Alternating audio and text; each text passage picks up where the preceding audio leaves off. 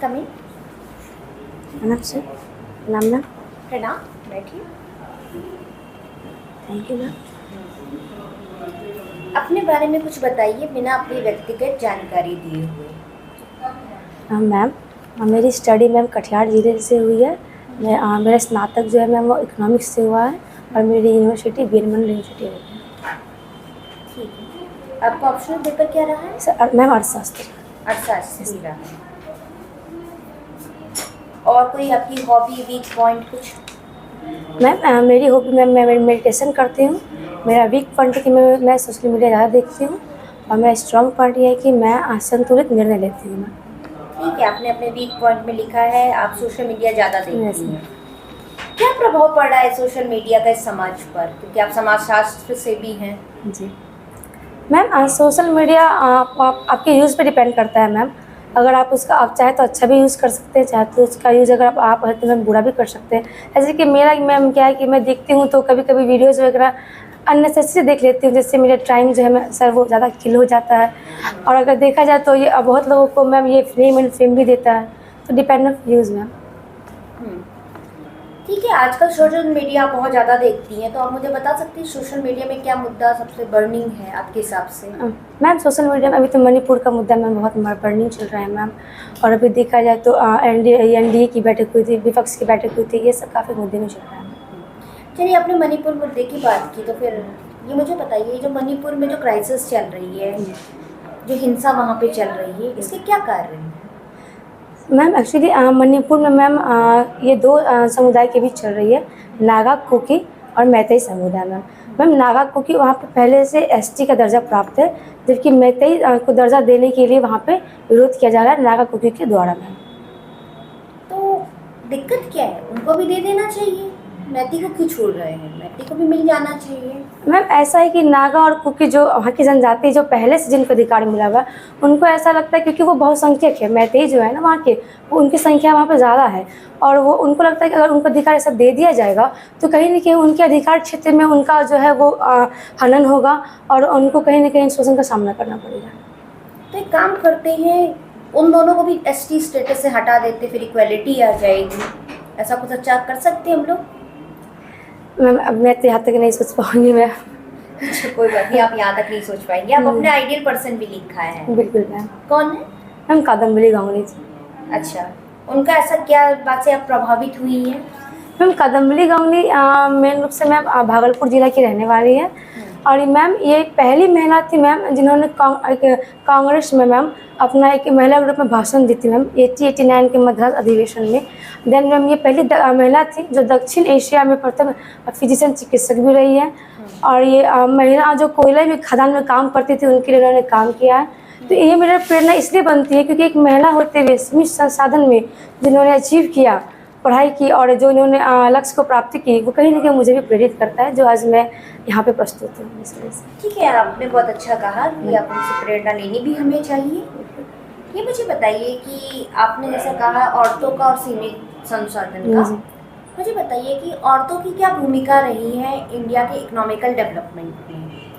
Ma'am औरतों की एक अहम महत्वपूर्ण भूमिका है। मेरा ऐसा मानना है कि जिस देश में, जिस कंट्री में अगर महिला की भूमिका नहीं रहेगी वो कंट्री कभी डेवलप नहीं कर सकती है, क्योंकि मैम महिलाएं ही हैं जो घर के पुरुषों को मैम योगदान देती है उनके इनकम में। और महिला भी जो है मैम वो चाहे तो एमएसएमई के द्वारा जैसे कि पापड़ बनाना, छोटे उद्योग करना इत्यादि करके भी सर वो जीडीपी में योगदान दे सकते हैं और दे भी रही है मैम। चलिए, बहुत बढ़िया आपने कहा ये बात को। आपकी हॉबी क्या है? मैम मेडिटेशन करना। मेडिटेशन करना। मेडिटेशन से क्या फ़ायदा हो रहा है आपको? मैम एक्चुअली जब मैं मेडिटेशन करती हूँ तो इससे जो अवांछित जो सोच होती है माइंड में जो अवांछित आती रहती हैं उनसे मुझे छुटकारा मिलती है और कहीं ना कहीं मेरी एकाग्रता बढ़ती है और मेरी सोचने की क्षमता ज़्यादा बढ़ती है। जब हम मेडिटेशन करते हैं तो हम ब्रेन के किस पार्ट का यूज़ करते हैं ज़्यादा? मैम जब हम मेडिटेशन ब्रेन के, हाँ, तो ब्रेन से ही मेडिटेशन का ध्यान लगाते हैं तो ब्रेन का भी इसमें यूज़ होता है। माफ़ी चाहेंगे, हम जानने का प्रयास नहीं किया, बट जब मैं करती हूँ मैं भ्रिकुटी पे ध्यान केंद्रित करती हूँ और जिससे मतलब मेरी एकाग्रता बढ़ती है मैम। ठीक है, तो किसी ग्लैंड से भी रिलेशन है? मैम कभी जानने का प्रयास नहीं की, लेकिन जानना जरूर चाहूँगी, अगर समझ चाहूँगी। चलिए, बहुत बढ़िया। तो आपने इकोनॉमिक्स से क्या किया हुआ है? सर मेरा ग्रेजुएशन भी है और मेरा ऑप्शनल पेपर भी इकोनॉमिक्स है। तो ये बताइए कि अभी देखी जा रही है गरीबी के संदर्भ में जी जो काफ़ी एक भयानक स्थिति भी बनी हुई है, तो ये बताइए मुझे कि ये एब्सोल्यूट पॉवर्टी क्या होती है? हाँ सर, मैं हिंदी में जिसको सहज निरपेक्ष गरीबी कहते हैं। निरपेक्ष गरीबी। हाँ, सॉरी सर, शब्द को एक्सप्लेन करना में असक्षम हूँ। बेरोजगारी के बारे में तो मालूम है। कितने प्रकार की बेरोजगारी भारत में लगभग पाई जा रही है? सर भारत में लगभग सर 5 प्रकार की बेरोजगारी होती है। प्रचंड बेरोजगारी हो गया, और सर छिपी बेरोजगारी हो गई, सर घर्षण बेरोजगारी हो गई, और माफ़ी चाहूँगी सर, अभी आई कॉल नहीं कर पा रही हूँ। अच्छा, प्रच्छन्न और छिपी में क्या अंतर है? सर प्रचंड बेरोजगारी जो अर्थव्यवस्था में योगदान देते हैं, बट उनका प्रत्यक्ष उसको देख नहीं सकते हैं। उनको हटा दिया जाए तो अर्थव्यवस्था पर कुछ खास प्रभाव नहीं पड़ेगा। छिपी भी सॉरी यानी ये आपको दोनों जी जी। अच्छा, पेपर पर तो पढ़ रही हैं आजकल आप? सर पढ़ते समय मिलता है तो इधर आज तो नहीं पढ़ पाई हूँ। अच्छा, ये बताइए, देश में अभी यूसीसी का मुद्दा काफ़ी हाईलाइटेड भी हुआ है, बिल्कुल सर। और सरकार भी चाह रही है कि यूसीसी को लागू किया जाए, यस सर। और उत्तराखंड स्टेट ने अभी इनिशिएटिव भी लिया हुआ है। जी तो क्या आप बताइए कि यूसीसी को लागू किया जाना चाहिए कि नहीं?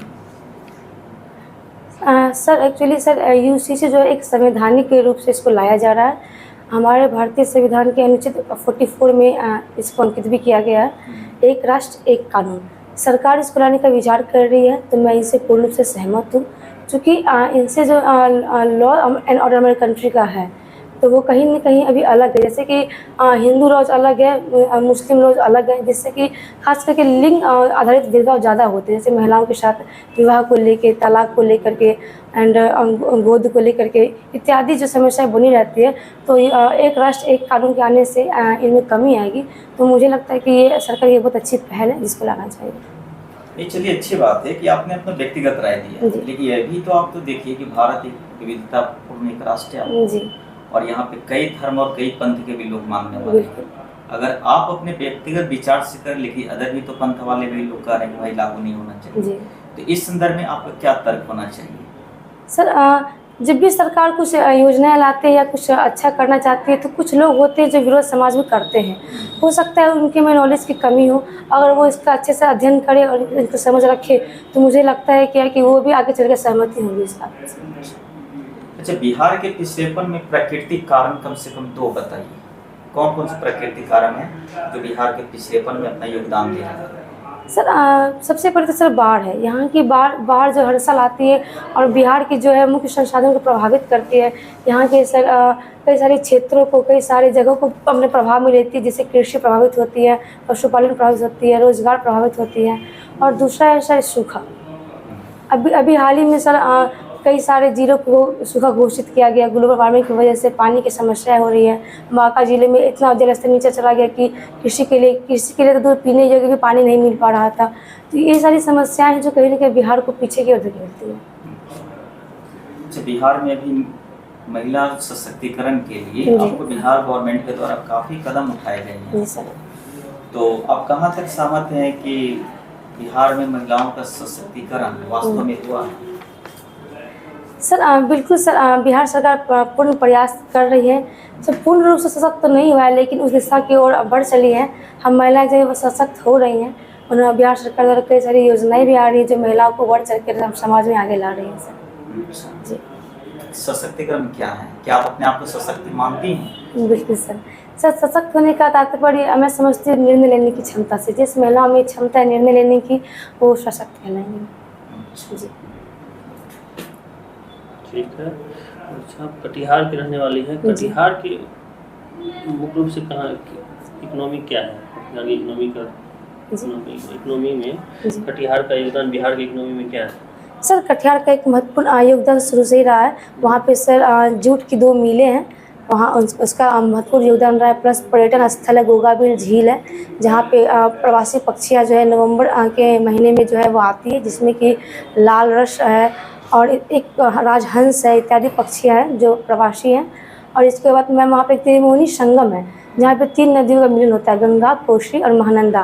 तो जो गोदली का वेला होता है सर, जो सूर्य की जो एक अहम रोशनी पड़ती है, तो उससे जो प्राकृतिक दृश्य बनता है जिसको देखने के लिए कई वहाँ पे पर्यटक आते हैं। और इसके अलावा सर वहाँ पे संस्कृति का भी एक अलग ही महत्वपूर्ण है जो जिससे पर्यटन को बढ़ावा मिलता है, कृषि है, मखाने की खेती है इत्यादि। Very good. तो बिहार के आप ऑडिटर बनना चाह रही हैं। बिल्कुल सर। तो ऑडिट क्या होता है? सर लेखापाल के द्वारा पंचायत में जो भी योजनाएं आएंगी उनका लेखापाल के द्वारा जो भी एक दस्तावेज पे विवरण दिया जाएगा, जैसे लाभ हानि इत्यादि का, तो उनका विवरण का अंतिम रूप से जांच अंकेक्षण के द्वारा किया जाता है, उनका परीक्षण अंकेक्षण के द्वारा किया जाता है। इंटरनल ऑडिट और एक्सटर्नल ऑडिट का नाम सुनी होंगे आप? क्षमा चाहूँगी सर, मैंने नहीं सुना। CAG का नाम सुनी? बिल्कुल सर। क्या CAG कौन है? सर CAG महालेखा परीक्षण निदेशक। सर इनका हमारे संविधान के आर्टिकल 148 में इनका वर्णन है। आर्टिकल 148 में इनका पद का वर्णन किया गया है और 149 में इनके कार्यों का वर्णन किया गया है। ये केंद्र सरकार और राज्य सरकार के आय व्यय का लेखा जोखा रखती है सर। और फिर इसमें रिपोर्ट किसमें कैसे देती है? जी, रिपोर्ट अपना कहाँ समर्पित करती है?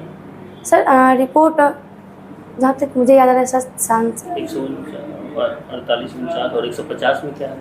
क्षमा चाहूँगी सर, रिकॉल भी कर पा मैंने नहीं पढ़ा। बताइए संसदीय समितियाँ। जी, संसदीय समितियाँ का नाम आप सुने होंगे। संसदीय समितियाँ कुछ होती है, लोकलेखा समिति, लोकोपक्रम समिति, नहीं सर संविधान में पढ़ी है? पढ़ा सर, मैं याद नहीं कर पा रही हूँ। ठीक है, कोई बात नहीं। और बताइए जो अब ग्रोथ और डेवलपमेंट में क्या आता है? समृद्धि और विकास। ओके सर, हिंदी में सहज हूँ तो हिंदी में सहज। जी सर, आर्थिक समृद्धि का तात्पर्य होता है किसी देश के राष्ट्रीय आय, प्रति व्यक्ति आय इत्यादि में वृद्धि से। और आर्थिक विकास का मतलब होता है एक देश के नागरिकों के संपूर्ण विकास है, शिक्षा विकास, स्वास्थ्य विकास, उसके नैतिकता विकास को हम लोग आर्थिक विकास है। मिश्रित अर्थव्यवस्था क्या हो? सर मिश्रित अर्थव्यवस्था में सर निजी क्षेत्र और सार्वजनिक क्षेत्र दोनों का मिश्रण होता है, जिसकी भारत भी एक मिश्रित अर्थव्यवस्था ही है। मिश्रित कृषि क्या होता है? सर मिश्रित कृषि में सर बागवानी कृषि करते हैं और जो व्यापारिक कृषि है वो करते हैं इत्यादि। बायर मार्केट और सेलर मार्केट में क्या डिफरेंस है? ऐसा बायर मतलब क्रेता बाजार, विक्रेता बाजार और विक्रेता बाजार। क्रेता बाजार वैसा बाजार होता है जहाँ पे क्रेताओं की संख्या अधिक होती है, और विक्रेता बाजार वैसा बाजार जहाँ विक्रेताओं की संख्या अधिक होती है। क्या बोले फिर से? क्रेता बाजार वह बाजार हुआ जहाँ पे क्रेताओं की संख्या अधिक होती है। देख लीजिएगा। ओके सर, ठीक है। और HDI क्या है? HDI का नाम सुनिए, मानव विकास सूचकांक।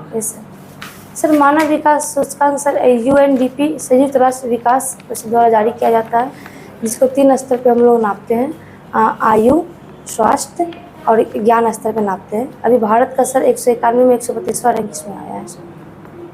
ठीक है। अब बताइए स्थानीय शासन से क्या समझते हैं? जी, स्थानीय शासन। स्थानीय शासन आप पंचायत ऑडिट करने जा रही है, कोई लोकल बॉडी जैसे पंचायत जी स्थानीय शासन में आते हैं, पंचायत, नगर निगम, नगर पालिका। तो बिहार में क्या स्थानीय शासन यानी पंचायत की राज व्यवस्था कैसी बिहार में? सर कैसी है? किस प्रकार का ढांचा होगा ना? जी सर, बता रहे हैं सॉरी सर। सर बिहार में सर पंचायती राज व्यवस्था जैसे वो त्रिस्तरीय है, ग्राम पंचायत, प्रखंड और जिला स्तर। चलिए, आपने बहुत अच्छा जवाब दिया। धन्यवाद ma'am, and all the best. Thank you. आपका इंटरव्यू समाप्त हो। मैम बहुत कम लोग होते हैं सर जो मुस्कुरा के जवाब देते हैं। इसमें आपका एक्सप्रेशन बहुत अच्छा रहा। आपको जो सवाल का जवाब नहीं आया आपने डायरेक्ट बोल दिया। सॉरी, क्षमा चाहती हूँ। बहुत आपका अच्छा जवाब रहा और एक आप में मैच्योरिटी दिखती है, तो आप एक योग्य कैंडिडेट हैं। Thank you. किसी का नहीं आ रही है चेहरा पे। Thank you. नहीं आता है सीधे सॉरी, और अच्छा है दूसरा क्वेश्चन पूछे अपना जवाब दे रहे हैं, बहुत सर अच्छा है। अनुमान लगाने से नेगेटिव वो इम्पैक्ट पड़ अनुमान जाता लगाना है। ही नहीं है। जी अनुमान लगाना ही नहीं है, इंटरव्यू में गलत जवाब देना ही नहीं है। नहीं आता नहीं है, आता। भूल दूसरा गए, क्वेश्चन पूछे तो बस बोल बात देता हूँ। खत्म। सब कुछ याद रखना पॉसिबल नहीं होता है ना। लेकिन उसके कुछ बेसिक जो चीज़ है ना, जो आपसे अपेक्षा की जाती है, तो उसको जरूर याद रखिएगा। जैसे प्रच्छंद और छिपी की आपने बात किया, एम्प्लॉयमेंट, ये सब जो है हाँ, वो पॉवर्टी, तो पढ़ते ही ये रहता सब है। तो बेसिक चीज़ है, बिल्कुल सर। ये सब रखिएगा। दूसरा चीज़ अभी सर ने जो पूछा था नकदी फसल, जी अभी कृषि के बारे में पूछा था ना सर, मिश्रित हाँ, कृषि। मिश्रित कृषि, यस सर। तो पशुपालन। आपने सिर्फ और सिर्फ नकदी फसल की बात की, नकदी फसल दूसरा क्या, मिश्रित एग्रीकल्चर एग्रीकल्चर का पशुपालन भी करते हैं तो मिश्रित हो गया। धन्यवाद सर। और दूसरी चीज, हमेशा आपने कहा कि हम हिंदी में कंफर्ट करते कम, हो सकता है ये भी सवाल आपसे पूछा जा सकता है कि आपकी अगर सिलेक्शन हो भी जाती है जी तो कुछ तो चुनौती इंग्लिश को भी लेकर आएगी, तो फिर आप कैसे उसको हैंडल कीजिएगा? क्योंकि हमेशा आपने कहा कि हम हिंदी में कंफर्ट कर रहे हैं, हिंदी में कंफर्ट कर रहे हैं, तो जब ऑडिट करने की बात आएगी तो इंग्लिश का तो चुनौती लेना पड़ेगा। सर, सवाल वो मैं भी बताना सकता है चाहूँगी कहीं आप कहे कि मुझे हिंदी में कंफर्ट में कर रहे हैं। सर, आंसर देना चाहूँगी सर। जी सर स्पीकिंग सही है, बुक टर्म जो है थोड़ा वीक है, क्योंकि मीन्स पूरा हिंदी लिखा था, तो बुक टर्म जो है ना, जो वर्ड आते हैं हाँ, उसको तो वो हिंदी चलता है, हाँ, ऐसे तो जवाब स्पीकिंग में दीजिए। कर लेती हूँ इंग्लिश कोई में। कठिनाई आएगी तो मैं मेहनत करूंगी और क्या। जिस इसका जवाब ये हो होगा। सकता है कई सवाल आपसे पूछा जा बिल्कुल सके, क्वेश्चन क्योंकि बताइए। आपने बोला कि हम हिंदी में कंफर्ट करते हैं।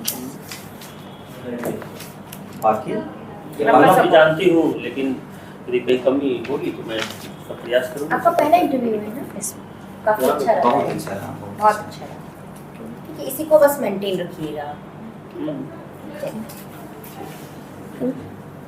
सर आप जैसे बोल रहे थे ना, जैसे हम लोग बोल रहे हैं तो आप ऐसा कर सकते हैं। आप मतलब इंटरव्यू को ऐसे नहीं बोलना है, आप मतलब कोई चीज़ जब आप कुछ दे रही थी तो कुछ ओपिनियन होगा तो ऐसे आप ऐसे कर सकते हैं। आप आपके मुंह से आप नहीं निकलना चाहिए, अच्छा तो ऐसा किया जा सकता है ऐसे करके, जी तो आप ऐसे कर सकते हैं। तो मतलब बोर्ड नहीं करेगा मुझे उस हिसाब से। बिल्कुल ध्यान रखिए सर, आपका गाइडलाइंस बहुत ज़रूरी है हमारे लिए सर। वही हम कर, हम लोग लिखे रहे जैसे बहुत अच्छा, एक्सप्रेशन बहुत अच्छा था आपका लिखे। आप कहीं आया था, जैसे होता है ना, आप ऐसे कर सकते हो, बोलता है नॉर्मली हम लोग बोलते हैं। हाँ, वो होता है habit ना, बन जाता है। वो हैबिट में आता है, तो उसको बस ऐसे किया जा सकता है। किसी भी थोड़ा बोलने की कोशिश कीजिए तो अच्छा रहेगा। ऐसे वीडियोस मिलेंगे ना मैम? आप कर सकते वीडियोस मिलते हैं क्या? हाँ वीडियो में वीडियो आप मैं- मुझसे बात करिए। हाँ मैं देख लूँगी, जो कमी होगा सुधार लूँगी सर। हैं, आपको अच्छा है। Okay sir.